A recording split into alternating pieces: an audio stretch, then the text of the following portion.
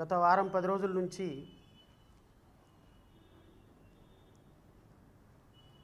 కళ్ళార్పకుండా అబద్ధాలు ఆడటం ఎలా,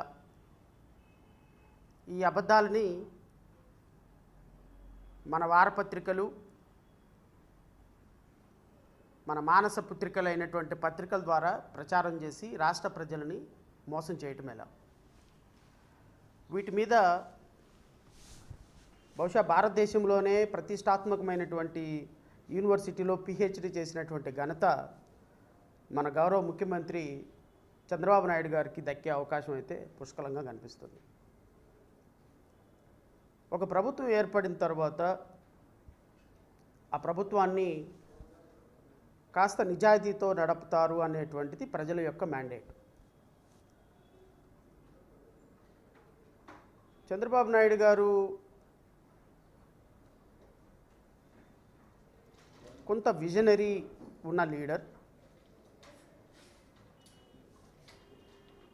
రాష్ట్రానికి పెట్టుబడులు తీసుకొస్తారు. రాష్ట్ర ప్రజల యొక్క జీవన ప్రమాణాలని లేకపోతే పవర్ పర్చేసింగ్ కెపాసిటీని కొంచెం పెంచేటువంటి ఒక విజనరీ లీడర్ అని తెలుగుదేశం పార్టీకి సంబంధించినటువంటి వాళ్ళు భావిస్తూ ఉంటారు. సరే, దాంట్లో నిజముందా అబద్ధం ఉందా అనే అంశాల జోలికి నేను వెళ్ళను.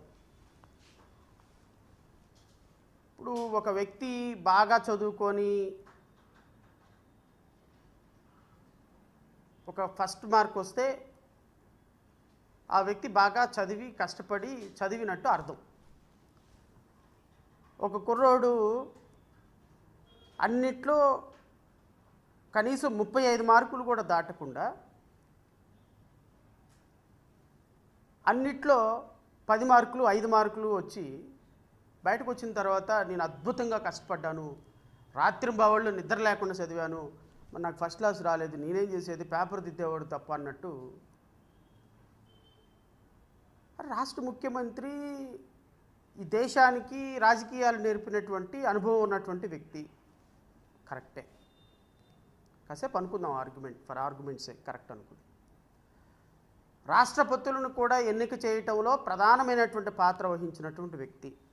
ఎస్ అనుకుందాం, కాసేపు కరెక్టే. నిద్రాహారాలు మాని పనే ప్రత్యక్ష దైవంగా వర్కహాలిక్గా ఈ దేశంలోనే పేరు తెచ్చుకున్నటువంటి రోజుకు 18 గంటలు కష్టపడే వ్యక్తి. మీరు అనుకున్నదే కరెక్ట్ అనుకుందాం. రిజల్ట్ ఎక్కడుంది? Where is result? లెక్కల్లో 0 మార్కులు వస్తున్నాయి, ఎకనామిక్స్లో 0 మార్కులు వస్తున్నాయి, సైన్స్లో 5-6 మార్కులు వస్తున్నాయి. అరే దేంట్లో ఇంకా మీకు ఫస్ట్ మార్కు రాకపోతే మీరు కష్టపడినట్టు, మీరు విజనరీ అన్నట్టు, మీరు ఈ దేశానికి ఒక తాత్వికత నేర్పడినటువంటి తాత్వికవేత్త అన్నట్టు, రోజుకు 18 గంటలు కష్టపడే నాయకుడు అన్నట్టు ఎట్లా నమ్మాలి? ఏ విధంగా నమ్మాలి? What are the statistics supported the version of Telugu Desam party or NDA government or కూటమి ప్రభుత్వం? ఏంటి 17 నెలల్లో 2 లక్షల కోట్ల చిల్లర అప్పు చేశారు. ఈ అప్పు దేనికి వాడారు? ఏ ప్రభుత్వానికి వాడారు అంటే సమాధానం. ఈ 17 నెలల్లో ఏమైనా సంక్షేమ పథకాలు అద్భుతంగా అమలు చేసి ప్రజలకు ఏమైనా డబ్బులు ఇచ్చారు అంటే సమాధానం లేదు. ఈ 17 నెలల్లో రాష్ట్రానికి ఏమన్నా అద్భుతమైనటువంటి ప్రగతి వచ్చిందా అంటే సమాధానం. ఈరోజు ప్రెస్ మీట్ పెట్టడానికి కారణం ఏంటి అంటే, ఇప్పుడు ఒక పక్క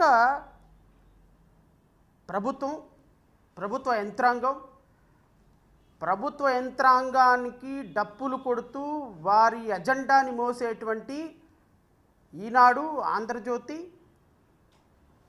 TV5, ABN, మహా న్యూస్ అండ్ కొన్ని వందల యూట్యూబ్ ఛానల్స్ ప్రజలని మ్యానిపులేట్ చేసి మ్యానిపులేటెడ్ పాలిటిక్స్ వైపు ప్రజలను తీసుకెళ్తున్నప్పుడు ఇది తప్పు, ఇది వాస్తవం కాదు. ప్రజలని ఈ విధంగా మోసం చేస్తున్నది ఈ ప్రభుత్వం. కపట నాటకాలతో, కళ్ళబుల్లి మాటలతో ఈ ప్రభుత్వం ప్రజల ఆలోచనని మ్యానిపులేట్ చేసి వాళ్ళ మస్తిష్కాల్లో ఒక తెలియని ఒక రుగ్మతల్ని సృష్టిస్తున్నాయి అని చెప్పాల్సినటువంటి బాధ్యత జై భీమ్రావ్ భారత్ పార్టీగా నా మీద అయితే ఉందనేది భావిస్తున్నాను. అందుకనే ప్రతిరోజు ప్రతి అంశం మీద ప్రజలని చైతన్యపరిచి వాస్తవాలు ప్రజల ముందు పెట్టే బాధ్యత, మీరు ఎన్ని తిట్టుకున్నా ఎన్ని మాట్లాడుకున్నా ఎంత ఎగతాళి చేసినా చేసి తీరుతాం.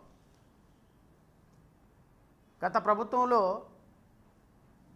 పొద్దున్నే 9 గంటలకల్లా రచ్చబండ అని ఇప్పుడున్నటువంటి డిప్యూటీ స్పీకరు రఘురామకృష్ణరాజు గారు 4 సంవత్సరాల పైన ప్రతిరోజు ప్రభుత్వాన్ని విమర్శిస్తూ ఉండేవాళ్ళు. అఫ్కోర్స్ మీకు కూడా. ఎందుకు? ప్రభుత్వాలు చేసేటువంటి దమన నీతిని ప్రజల దగ్గరకు తీసుకువెళ్లాల్సిన బాధ్యత ప్రజాస్వామ్యవాదులుగా మా మీద ఉంటుంది. ప్రజలు ఇవన్నీ ఆలోచించుకునే పరిస్థితిలో లేరు. ప్రజలకు ఉండే పనులు ప్రజలకు ఉంటాయి, కానీ ప్రజలను చైతన్యవంతులు చేయాల్సినటువంటి బాధ్యత రాజకీయ పార్టీలుగా మా మీద ఉంటుంది. కాబట్టే 99% మొత్తం మీ చేతుల్లో ఆధిపత్య మీడియా మొత్తం మీ చేతుల్లో ఉన్న కారణంగా తప్పనిసరి పరిస్థితి మా చిన్న వాయిస్ని ప్రజలకు వినిపించే ప్రయత్నం చేస్తున్నాం. చంద్రబాబు నాయుడు గారు అంత విజనరీ అయితే ఈరోజు అప్పుల్లో రాష్ట్రం భారతదేశంలోనే అత్యంత ప్రథమమైన స్థానంలో ఎందుకు ఉంటుంది? దీనికి సమాధానం చెప్పండి. నిజంగానే ఈ భారతదేశానికి రాజకీయం నేర్పించినటువంటి గౌరవ ముఖ్యమంత్రి చంద్రబాబు నాయుడు గారే అయితే 7వ తారీఖు వచ్చిన ఎంప్లాయీస్కి జీతాలు ఎందుకు రావటం లేదో సమాధానం చెప్పండి. నిజానికి సంపదను సృష్టించటంలో ఈ సృష్టికే మూల విరాట్ అయిపోతే చంద్రబాబు నాయుడు గారు ఈరోజు ఎంప్లాయీస్కి, పోలీస్ ఆఫీసర్లకి, నాకు నిన్న ఒక కాల్ వచ్చింది. పోలీసులకు సంబంధించినటువంటి ఒక 4 ఫ్యామిలీలు ఒక చోట కూర్చొని నాకు ఫోన్ చేశారు. ఆ ఫోన్ కాల్ నేను మీకు వినిపిస్తే బాగాదు కాబట్టి వినిపించటంలా. టీఏ లేవు, డిఏ లేవు, వాళ్ళకు సంబంధించిన ఎలవెన్సెస్ లేవు. ప్రతి పోలీసు కానిస్టేబుల్, పోలీసు కుటుంబం అప్పులతో బతుకుతున్నాం సార్ అని కన్నీళ్ల పర్యంతరం అయ్యారు వాళ్ళు. ఒక్కసారి మా గురించి మాట్లాడండి సార్, ఒక్కసారి మా గురించి స్పందించండి సార్. అప్పులతోటి బతుకుతున్నాము, ఈ ప్రభుత్వం మమ్మల్ని రోడ్డున పడేసింది సార్, ఎంతో నమ్ముకొని నారా లోకేష్కి ఓటేస్తే ఈరోజు అన్యాయం అయిపోతున్నాం సార్. నేను అడుగుతున్నా ముఖ్యమంత్రి గారిని, రిటైర్డ్ అయిపోయిన ఎంప్లాయీస్కి బెనిఫిట్స్ ఇవ్వటంలా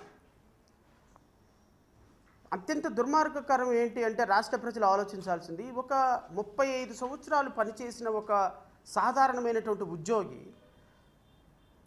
60 సంవత్సరాలు 62 సంవత్సరాలు వచ్చిన తర్వాత రిటైర్డ్ అయిన తర్వాత ఆయన రాబోయే టెర్మినల్ బెనిఫిట్స్ మీద చాలా ప్లానింగ్ చేసుకుంటాడు. పిల్లలకు పెళ్ళిళ్ళు చేయాలనో, తీసుకున్న ఆ లోన్లు కట్టాలనో, ఒక ఇల్లు కట్టుకోవాలనో, తనకున్నటువంటి డబ్బుని పిల్లలకి ఇచ్చి కొంత సెటిల్ చేయాలనో చేస్తారు. కానీ 17 నెలల నుంచి కూడా కనీసం ఒక ఎంప్లాయీ రిటైర్డ్ అయితే ఆ ఎంప్లాయీకి డబ్బులు రాని పరిస్థితిలో రాష్ట్ర ప్రభుత్వం ఉంది అంటే దీనికి సమాధానం చెప్పాల్సినటువంటి బాధ్యత కూటమి ప్రభుత్వంలో ఉన్న ముఖ్యమంత్రికి, ఉప ముఖ్యమంత్రికి, నారా లోకేష్ గారికి ఉండదా అండి? ఈరోజు ఎంప్లాయీస్ రోడ్డు మీద పడిపోయారు. ఎంప్లాయీస్ కుటుంబాలు రోడ్డు మీద ఉన్నాయి. ఎంప్లాయీస్కి సంబంధించిన ఎలవెన్స్ రావటం లేదు. ఎందుకు? ఆర్థిక పరిస్థితి ఇంతగా దిగజారింది. దీని మీద డిబేట్లు పెట్టవా మనం? దీని మీద ప్రశ్నించవా మనం? దీని మీద ఆర్టికల్స్ రాయమా మనం? అంటే ఒక 1000 కోట్ల రూపాయలు పెట్టి మీరు ఛానల్ పెట్టుకుంటే, ఒక 100 కోట్ల రూపాయలు పెట్టి మీరు పత్రిక పెట్టుకుంటే మీరు ఈ రాష్ట్ర ప్రభుత్వానికి భజన చేయడానికి ఉన్నారా? లేకపోతే రాష్ట్ర ప్రభుత్వం చేసేటువంటి తప్పుల్ని ప్రజలకి ఎత్తి చూపించేటువంటి 4th ఎస్టేట్గా ఉన్నారా? చీమ చుట్టుకుమంటే ఇంతకుముందు పెద్ద పెద్ద బ్యానర్ హెడ్డింగ్లు వేసేటువంటి ఆంధ్రజ్యోతి కావచ్చు, ఈనాడు కావచ్చు, ఎందుకు రాష్ట్ర ప్రభుత్వం చేసేటువంటి దమన నీతి మీద మీరు ప్రశ్నించటం లేదు, ఆర్టికల్స్ రాయటం లేదు? అంటే సెలెక్టివ్ ఐటమ్స్ తోటి మీరు రాసుకుంటా వెళ్ళిపోతే రాష్ట్ర ప్రజలు అది విని, రాష్ట్ర ప్రజలు అవి చూసి నమ్మాలి అన్నమాట. నేను విఘ్నులైనటువంటి రాష్ట్ర ప్రజలను కూడా కోరుతున్నా, విద్యార్థులను కోరుతున్నా, మహిళలను కోరుతున్నా, ఎంప్లాయీస్ను కోరుతున్నా, దయచేసి ప్రభుత్వాల ఎజెండాల్ని మోసేటువంటి మీడియాని చూడవద్దు, చదవద్దు అని అయితే నేను ఈ రాష్ట్ర ఈ ప్రెస్ మీట్ సాక్షిగా అందరిని కోరుతున్నా. ఎందుకు అంటే మీరు చూసే కొంది, మీరు చదివే కొంది అబద్ధాలు ప్రచారం చేయటంలో వాళ్ళు సిద్ధహస్తులుగా మారిపోతున్నారు.